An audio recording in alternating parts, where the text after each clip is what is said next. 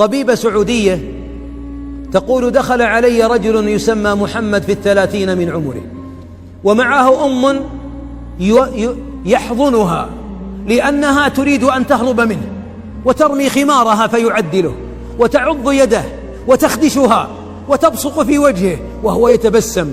دخلت في العيادة أمه ثم رمت خمارها وبدأت تضحك ضحك المجنون الذي لا عقل له، وتدور على طاولة الطبيبة. سألت الطبيبة محمدا: من هذه؟ قال: أمي. ما بالها؟ قال: ولدت بلا عقل. كيف أنجبتك؟ زوجها جدي لأبي عسى أن ترزق بولد، فتزوجها أبي فطلقها في العام الأول، وحملت بي وأنجبتني، ومنذ أن كنت في العاشرة وأنا الذي أخدمها، أطبخ لها، إذا أردت أن أنام أربط قدمي في قدمها أخشى أن تهرب ولا أجدها. ماذا أتيت بها؟ قال: بها السكر والضغط. والأم تضحك وتقول: أعطني بطاطس، فيعطيها، تبصق في وجهه فيضحك ويمسح بصقتها. ثم قالت له: هذه أمك لا تعرفك؟ قال: لا والله ما تعرف أني ابنها، لكن الذي خلقني يعلم أنها أمي. ثم قالت: يا بني، وتناديه: أنت كذاب، ليه ما توديني المكة؟ ترى مكة في الشاشة. قال: الخميس يا أمي، أما قلت أني سأذهب بك في الخميس؟ فقالت الطبيبة: أتذهب بها وقد زال التكليف عنها؟ تذهب بها للعمرة؟ قال: كلما أرادت مكة أذهب بها، لا أريد أن تتمنى شيئا وأنا قادر على تحقيقه ولا أعمله لها. ثم خرج مع أمه مع الباب، وأغلقت الطبيبة الباب وبكت بكاء مرا لذيذا. قالت: سمعت عن البر، لكن أن أرى شابا أمه لا تعرفه وحياته تحت قدمي أمه يخدمها حتى يقضي الله بينه وبينها صفحة بر جميلة، قادر كان أن يرميها في مصحة للأمراض العقلية، لكنه أراد رفقتها ليبقى باب الجنة مفتوحا في حياته. اللهم لا تحرمنا فضلك. رجل تعرفون قصته في العصر الحاضر، رجل بلغ إلى مرتبة وزير معالي، وكان له أم أصيبت بعدة جلطات، فقدت السمع ثم فقدت النطق والبصر، فباتت جثة هامدة يتردد الهواء في رئتها ولا تدري أين هي ولا أين مكانها.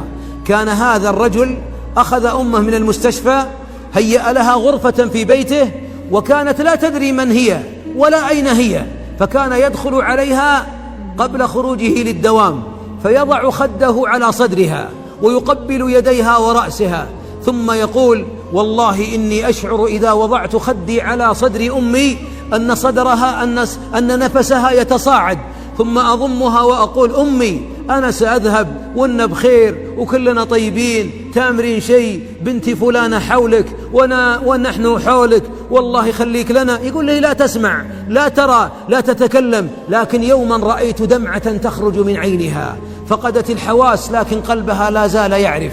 فكان إذا خرج من الدوام تقول ابنته اللي ترابط حول جدتها، تقول: يا أبوي والله قبل حضورك ب5 دقائق يبدأ قلبها ينبض لين تجي وتحط خدك على صدرها وتهدى.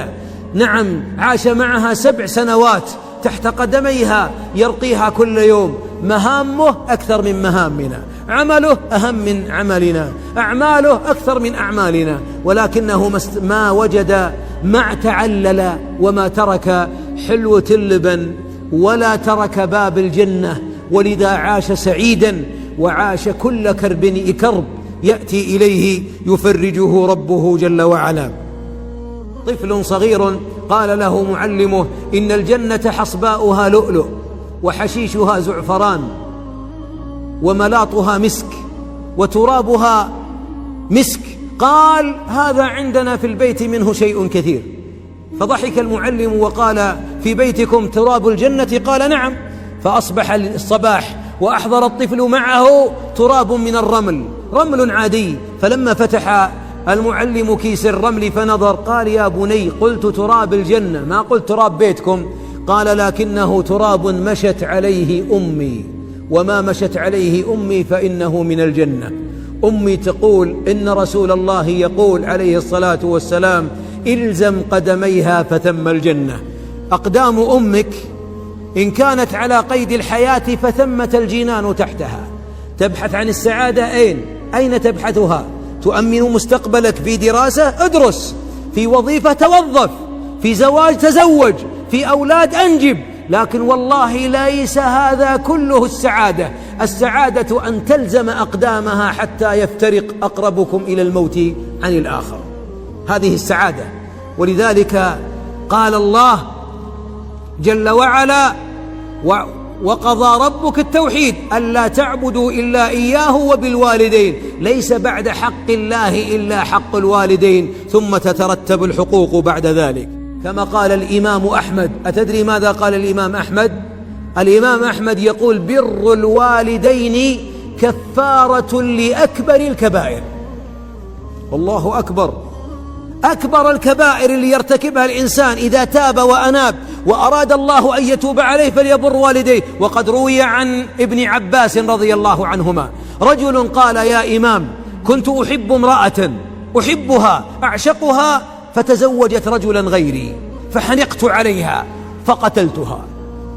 قتلتها ثم عفى أولياء الدم عني. الآن أتيت يا إمام. ويسأل من؟ ترجمان القرآن حبر الأمة. قال له ابن عباس: ألك أم عندكم؟ قال: لا، قد ماتت. وفي رواية قال له: ألك خالة؟ بعد أن قال: مالك أم؟ قال: نعم. قال: بر الخالة فإن الخالة أم. ثم حزن عليه رضوان الله، ثم التفت عليه رضوان الله فإذا عطاء بن أبي رباح يقول له: يا إمام، لماذا سألته عن أمه؟ الرجال قاتل، وش دخل أمه؟ قال: فإني لا أعلم شيئا في دين الإسلام أقرب إلى رضا الله من بر الوالدين. ثم قال: ومن بر الوالدة خاصة. أعظم مفاتيح التوفيق وأفضل أبواب الرزق وأكبر أبواب تكفير الذنوب أن يكون لك أب أو أم ثم تكون تحت أقدامهم في خدمتهم. عمر بن عبد العزيز ينادي أبناءه يقول: لا تصاحبوا عاقا فإنه لن يقبلك وهو قد عق والديه. يقول: يا ولدي لا تصاحب عاقا. وكان الحسن بن علي رضي الله عنهما يقول: يا أبنائي لا تصاحب قاطعا، وأعظم القطيعة قطيعة الآبوين، لا تصاحب قاطعا فإني رأيته في كتاب الله ملعونا في 3 مواطن. اللي ما في خير لأمه ولا لأبوه إياك أن يكون صاحبا لك، فلن يكون فيه خير لك ولا لغيرك. نعم، كانوا يربون أبناءهم على ذلك. يقول علي: من أحزن والديه فقد عقهما، والعقوق كبيرة من كبائر الذنوب. مجرد أن يحزن قلب والدك عليك تأخرت. بعضنا يتأخر، يتمنى أن يسمع صوتك، يتأخر مع الزملاء، يتأخر في اتصاله. إحزان القلب عقوق، والعقوق كبيرة، والكبيرة فسق، والفاسق في العقوق معرض للعنة الله وقطعه. نسأل الله السلامة والعافية. ولذا عندما بكى أحد التابعين يوم أن ماتت أمه قالوا: أتبكي وأنت تعلمنا الصبر؟ قال: ما أبكي موتها، أبكي بابا إلى الجنة كان مفتوحا، بابا إلى الجنة كان مفتوحا فأغلق. قال ابن عباس: اسمع، وهذه النقولات من علماء الصحابة ومن علماء التابعين. يقول ابن عباس عند قول الحق: وبالوالدين إحسانا، قال: اسمع، قال: لا تنفض ثوبك عند قيامك لعل غبارا في ثوبك يؤذيهم. الله، غبار إذا قم بهدوء، لربما كانوا يجلسون على التراب، لربما غبارا يؤذي أو يدخل أنف أمك أو أبيك، إياك أن تؤذيهم ولو بغبار ثوبك. اللي يقولها من هذا؟ هو حبر الأمة ابن عم محمد عليه الصلاة والسلام رضي الله عنه وعن أبيه. رجلا من التابعين كان مريضا، فقالوا له: أمك بالباب. وكان يزورها في اليوم مرتين. فلما علم أن أمه وهو عالم أخذ ماء من قربة فأفرغ على نفسه الماء حتى رحلت عنه الحمى، ولبس ثوبا جميلا وشد العمامة عليه وتطيب وفتح الباب وقبلها وضمها وأدخلها. قالت: يقال إنك يا بني مريض. قال: أنا في خير حال. ثم لما أرادت أن تخرج أخرج كل ما في البيت معها من مفرش وطيب وطعام. حديث جزلة، وتستاهل أمهاتنا نخرج من حلالنا كله، تستاهل أمي كل حلالي. أخرج معها كل طار في بيته، فلما خرجت سقط مغميا عليه لأنه مريض. قالوا له في ذلك: كيف تمثل أنك صحيح وأنت مريض؟ قال: إني قرأت أن أنين الأبناء المرضى يعذب قلوب الأمهات فلا يجوز لهم أن يئنوا عندها. لا تقول لأمك إني مريض، ولا تقول لأبوك كلنا طيب، لأنك لو تقول مريض زادت الآلام وعندهم عافية، العافية عند الله. لا تخبرهم بمرضك، دائما أنا بخير. ديونك لا تخبرهم بها، أنا في غنى، حتى يعيشوا سعداء، أن يروا ابنهم في حال سعيد. بعضنا مشاكل زوجته عند أمه وعند أبيه. عذاب من عذابات الدنيا أن يكون الابن يكبر وتكبر مشاكله معه، يكبر ويبعد عنهما. في ختام لقائنا أحبابي، لو تكلمت عن البر وعن أبواب الجنة ساعات طوال، لا يمكن أن تكون كموقف بار يقبل قدم أمه للمراضات.